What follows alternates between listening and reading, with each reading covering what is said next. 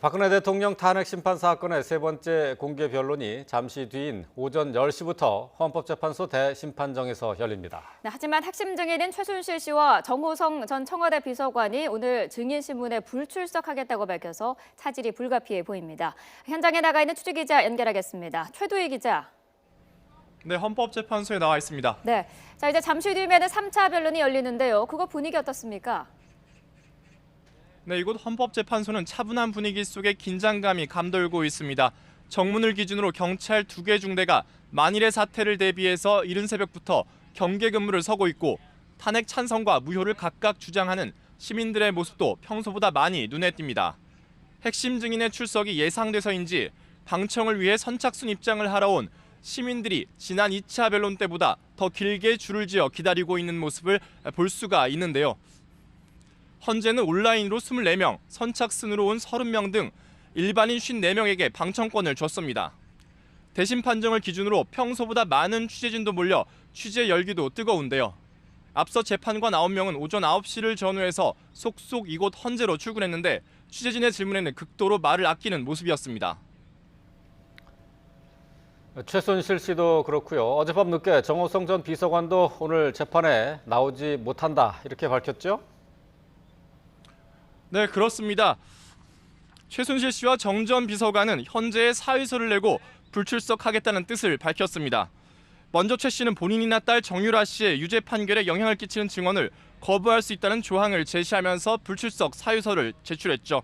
정 전 비서관도 어젯밤 늦게 오는 18일에 본인의 공판이 잡혀 있다는 이유로 불출석 사유서를 냈는데요. 이에 따라 정호성, 안종범 그리고 최순실 순으로 증인신문을 진행하려던 국회 측의 전략에도 일정 부분 차질이 불가피할 전망입니다. 다만 헌재는 이들의 중요성을 고려해서 강제 구인하는 방안도 고려하고 있는데요. 만약 헌재가 최 씨와 정 전 비서관을 강제로 구인할 경우 증인 3명 모두 오늘 신문에 나설 가능성도 있습니다. 오늘 오후 2시로 예정된 안 전 수석의 증인신문은 지금까지 안 전 수석이 불출석 사유서를 내지 않아 일단 예정대로 진행될 것으로 보입니다. 이에 따라 안 전 수석이 얼마나 협조할지를 두고 관심이 집중되고 있는데요. 안 전 수석은 앞서 지난 5일 열린 법원의 첫 공판에선 대통령 대선 공약의 연장선에서 재단 설립을 추진하는 것으로 이해했다면서 사실상 대통령의 지시가 있었음을 시인했습니다. 따라서 오늘 증인신문에도 이와 비슷한 입장을 유지할지 새로운 증언을 내놓을지가 관심사입니다. 네, 오늘 또 중점적으로 봐야 할 부분이 있는데요. 박 대통령의 세월호 7시간 행적과 관련한 답변서 아니겠습니까? 네, 그렇습니다. 박 대통령 측은 헌재가 요구한 세월호 7시간 행적에 대한 답변서를 오늘 제출했습니다. 세월호 참사가 발생한 지 1001일 만인데요. 헌재는 지난해 열린 준비 절차 재판에서 세월호 참사 당일 대통령의 모든 행적을 시간대별로 밝히라고 요구했지만 차일피일 답변서 제출을 미루던 대통령 측은 오늘에서야 3차 변론에 맞춰 답변서를 제출한 겁니다.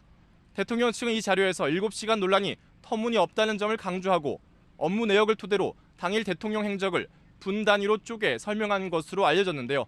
답변서는 특히 헌재가 5가지로 정리한 탄핵 사유 가운데 하나인 생명권 보호 의무 위반에 해당하는 것이어서 향후 탄핵 심판에서 중요한 증거로 사용될 것으로 보입니다.